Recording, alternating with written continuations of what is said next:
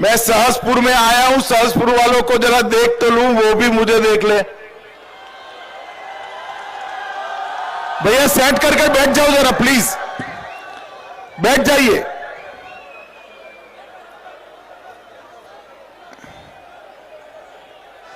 मेरे साथ बोलिए भारत माता की। अरे ऐसी आवाज नहीं चले हुई है, यहां से दिल्ली तक आवाज जानी चाहिए। मेरे साथ दोनों हाथ ऊपर उठाइए, विजय के संकल्प की मुट्ठी भींचिए और प्रचंड आवाज से बोलिए भारत माता की।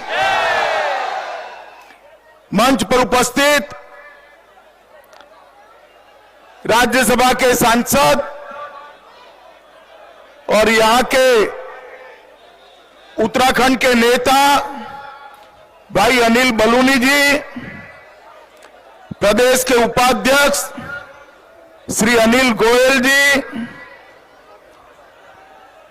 जिलाध्यक्ष शमशेर सिंह पुंडीर जी, विधानसभा के प्रभारी संजय गुप्ता जी, श्रीमती अनीता मोमगाई जी, मेयर ऋषिकेश, प्रदेश प्रवक्ता श्री नवीन ठाकुर जी, और आज जिनको जिताने के लिए मैं यहां आया हूं, ऐसे हमारे लोकप्रिय प्रत्याशी भाई सहदेव सिंह पुंडीर जी। और आज की सभा में आए हुए प्यारे भाइयों बहनों माताओं और मेरे जिगर के टुकड़े जैसे युवा मित्रों, सबसे पहले तो मैं क्षमा प्रार्थी हूं कि मैं आज सुबह से ही थोड़ा लेट चल रहा था और आप लोगों को काफी देर बैठना पड़ा है, मगर अच्छा ही होगा कि मैं आपको देख पाया, वरना दिल्ली से आकर दिल में मलाल लेकर जाता कि आज आपको मिल नहीं पाया। मित्रों, उत्तराखंड हमारा, इसको पूरी देश और दुनिया देवभूमि के नाम से जानता है और पूरा देश इसको वीर भूमि के नाम से भी जानता है। यहीं पर भगवान केदारनाथ स्वयं विराजते हैं, बद्री विशाल भी है, गंगोत्री और यमुनोत्री यहीं से मां गंगा और जमुना निकलकर समग्र विश्व का कल्याण करती हैं। हेमकुंड साहिब भी यहीं पर है। ये देवभूमि को मैं बार बार प्रणाम कर कर मेरी बात की शुरुआत करना चाहता हूं। देश का कोई हिस्सा ऐसा नहीं होगा, देश का कोई गांव ऐसा नहीं होगा जहां से उत्तराखंड के चार धाम की यात्रा पर कोई न कोई नहीं आया होगा। ऐसा पूरे देश का एक भी गांव नहीं होगा। मित्रों, आज मैं जब यहां आया हूं तब मैं आप सभी को कहना चाहता हूं कि ये उत्तराखंड की जब रचना होती थी, इसके लिए आंदोलन होता था, उस वक्त एक कांग्रेस पार्टी का स्टैंड क्या होता था। आज आपके सामने जब कांग्रेस के नेता वोट मांगने आए तो देवभूमि के वासियों ये जरूर पूछना कि रामपुर तिराहा पर हमारे बच्चों पर गोली किसने चलाई थी। यही कांग्रेस और उनके साथी सपा बसपा थे जो देवभूमि को बनने नहीं देते थे, उत्तराखंड को बनने नहीं देते थे। अटल जी ने बड़ा साहस कर जरा भी विवाद के बगैर उत्तराखंड की रचना करी और आज अपना उत्तराखंड एक स्वतंत्र राज्य के रूप में देश के बीच में विद्यमान है। मित्रों, उत्तराखंड को बनाने का काम भारतीय जनता पार्टी के नेता और हमारे पूर्व प्रधानमंत्री अटल जी ने किया है, और उत्तराखंड को संवारने का काम हमारे अभी के प्रधानमंत्री और हम सबके लाडले नेता नरेंद्र मोदी जी ने किया है। मित्रों, नरेंद्र मोदी जी ने। ये कांग्रेस पार्टी वालों को मैं पूछना चाहता हूं, रामपुर तिराहा गोलीकांड, खटीमा या मसूरी का गोलीकांड आप तो भूल सकते हो, मगर उत्तराखंड की जनता भूल नहीं सकती। उसके बाद भी जब आपके हाथ में शासन आया, विकास के नाम पर हमेशा आपने घपले, घोटाले और भ्रष्टाचार किया। कांग्रेस सरकारें जब जब आई, केंद्र में हो या उत्तराखंड में, उसने देवभूमि की उपेक्षा करने का काम किया है। 2013 की आपदा इसका बहुत बड़ा उदाहरण। भाइयों बहनों, मैं आज कहने आया हूं कि आपदा में क्षतिग्रस्त हुआ हमारा केदारनाथ, केदारधाम आज मोदी जी ने पुनः निर्मित कर पूरे देश में आकर्षण का केंद्र हो, ऐसा केदारधाम बनाने का काम किया है। इसको कहते हैं विकास की गंगा चलाना। मित्रों, अभी अभी हरीश रावत जी ने यहां पर कहा है कि हम यहां उत्तराखंड में एक मुस्लिम यूनिवर्सिटी बनाएंगे। मैं आपको पूछने आया हूं, भाई आप मुझे बताओ, मां सरस्वती के धाम में यूनिवर्सिटी में कोई धर्म का काम होता है क्या? जरा जोर से बोलो, होता है क्या?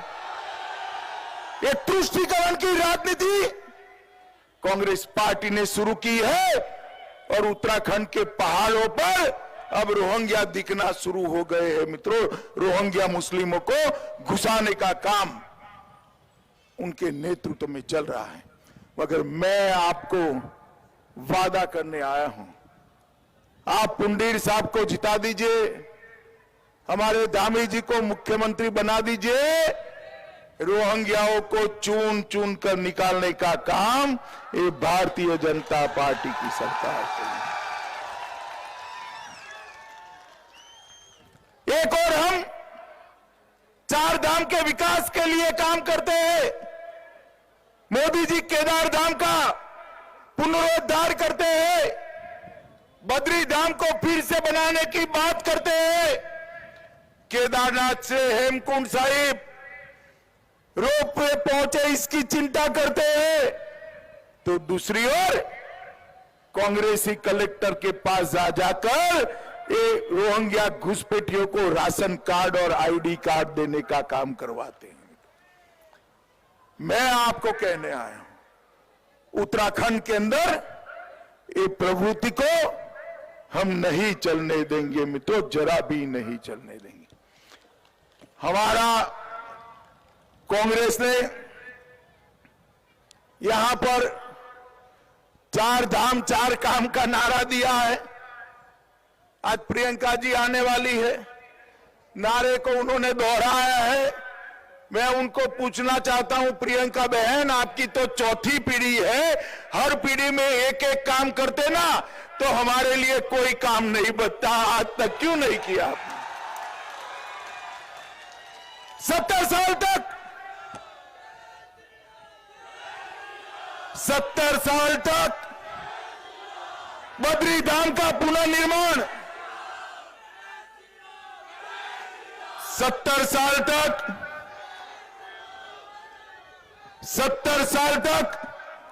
बद्री धाम का पुनर्निर्माण नहीं किया, केदार धाम का पुनर्निर्माण नहीं किया।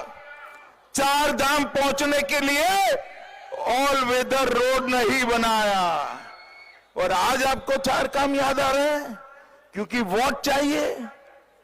उत्तराखंड वाले बड़े चतुर है भाई, सब जानते हैं कि वोट की सीजन आई है, इसलिए कांग्रेसी बात करते हैं। मित्रों, उत्तराखंड में जब कांग्रेस की सरकारें थी तब मनी ऑर्डर की राजनीति, अर्थव्यवस्था चलती थी। मैं आपको कहकर जाता हूं, हमने 5 साल में नींव डालने का काम किया है, एक और 5 साल दे दीजिए, हम आत्मनिर्भर उत्तराखंड बनाने का काम करेंगे। मित्रों, यहां पर विकास की गंगा केवल और केवल मोदी जी ही बहा सकते हैं। मित्र, कांग्रेस के जमाने में यहां पर राष्ट्रीय सुरक्षा की भी अनदेखी की, और मित्रों कैसे कैसे जवाब देते थे। एक कांग्रेस के रक्षा मंत्री को किसी ने पूछा कि भाई पहाड़ पर पलायन हो रहा है, रोड क्यों नहीं बना रहे हो? तो उन्होंने कहा कि रोड बनाने से शत्रु देश में घुस जाएगा। अरे सेना क्या करेगी? मैं आज आपको बताने आया हूं मित्रों, ये नरेंद्र मोदी की भारतीय जनता पार्टी की सरकार है। किसी की हिम्मत नहीं है हमारी सीमा और सेना पर आंख उठाकर देखने। 10 साल तक सोनिया मनमोहन की कांग्रेस की सरकार चलती थी। पाकिस्तान से आलिया, मालिया, जमालिया घुस जाते थे, हमारे जवानों के सर काट कर ले जाते थे, और मनमोहन सिंह उफ नहीं कर सकते थे। मोदी जी की सरकार आप लोगों ने बना दी, 14 में 5 की 5 सीटें दे दी। उरी और पुलवामा में हमला हुआ, हमारे जवानों को मार दिया गया। पाकिस्तान को लगा कि अब भी कुछ नहीं होगा, वो भूल गए कि अब कांग्रेस की सरकार नहीं है, भारतीय जनता पार्टी की सरकार है। मित्रों, भारतीय जनता पार्टी। और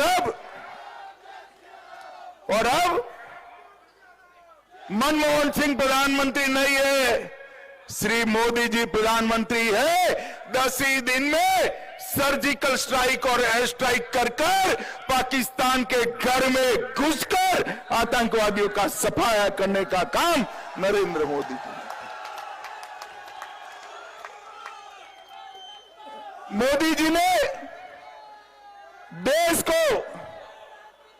जी ने देश को सुरक्षित करने का काम किया है। आज पूरी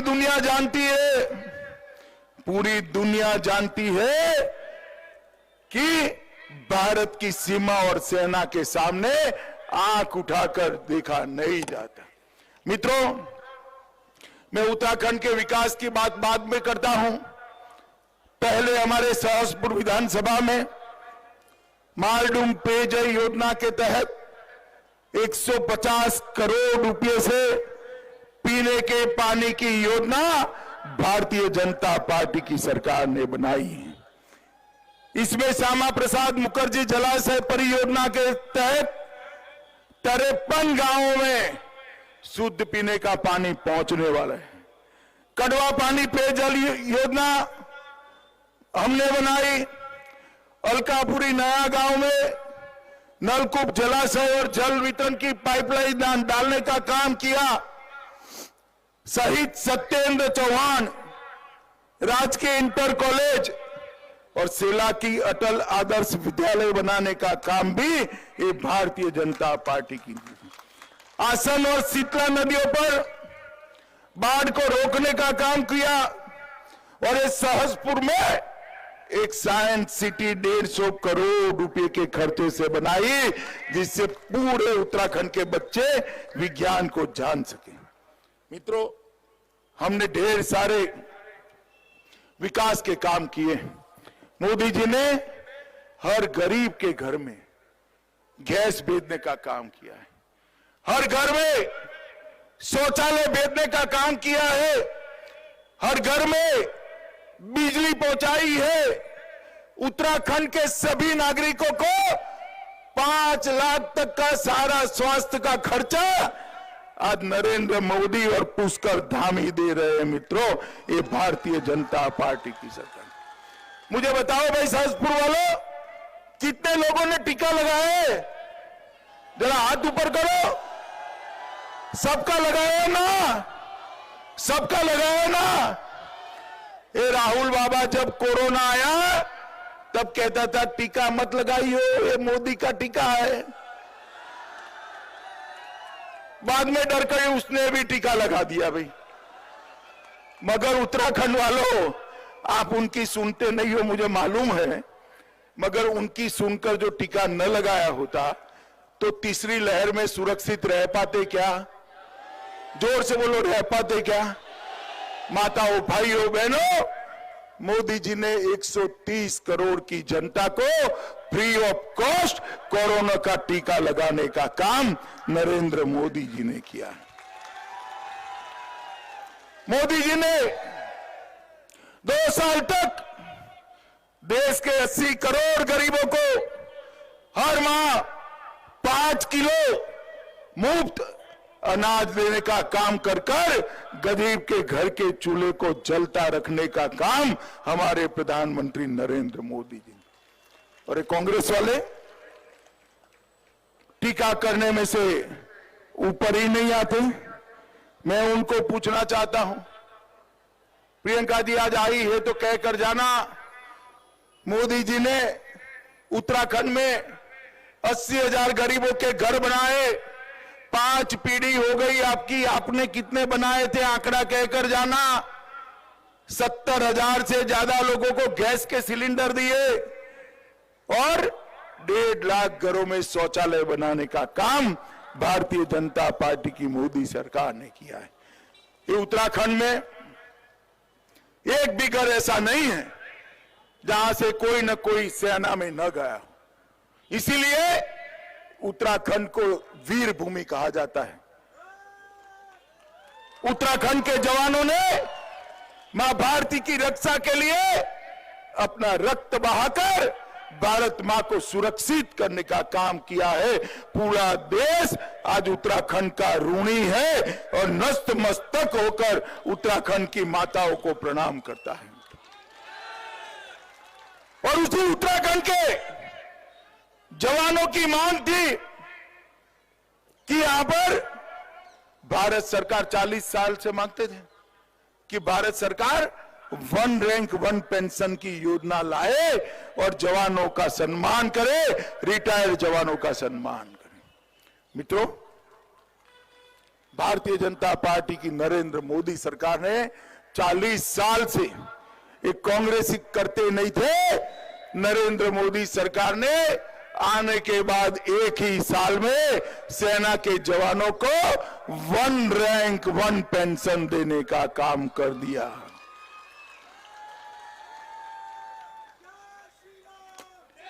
और 20 लाख से ज्यादा रिटायर्ड जवानों को घर में आज के दर से पेंशन पहुंचने लगी।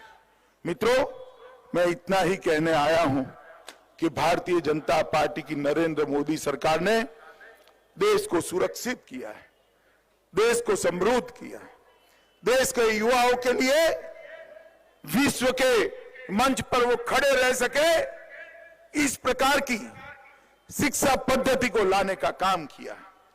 देश के युवाओं के लिए स्टार्टअप के मौके बनाए, पहाड़ पर भी ऑक्सीजन उत्पादन के संयंत्र लगाने का काम भारतीय जनता पार्टी की सरकार ने किया है। और पूरे देश में दूसरा एम्स का सुविधा अगर कहीं करा है तो ये मेरी देवभूमि में मोदी जी ने करने का काम किया है मित्रों, और कहीं नहीं।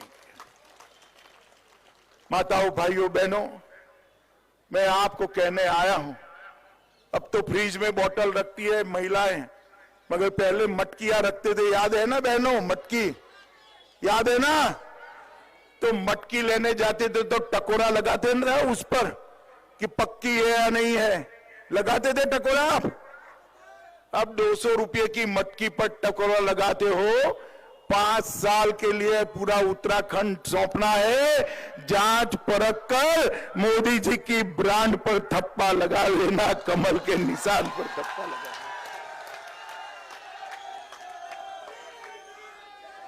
मित्रों, डबल इंजन सरकार, ऊपर नरेंद्र मोदी जी और यहां पुष्कर धामी जी। धामी जी यहां से पत्र लिखते हैं, वहां से योजना बनकर उत्तराखंड में वापिस आ जाती है। ये डबल इंजन सरकार हमारी देवभूमि को द्रुत गति से आगे बढ़ाएगी। इसलिए मैं आज दिल्ली से हाथ जोड़कर अभी आप सभी लोगों को विनंती करने आया हूं, हमारे पुंडीर जी को प्रचंड बहुमत के साथ जिताकर विधानसभा में भेजिए। भेजेंगे क्या? जोर से बोलो, भेजेंगे क्या? कमल के निशान पर बटन दबाएंगे क्या? पुष्कर धामी को मुख्यमंत्री बना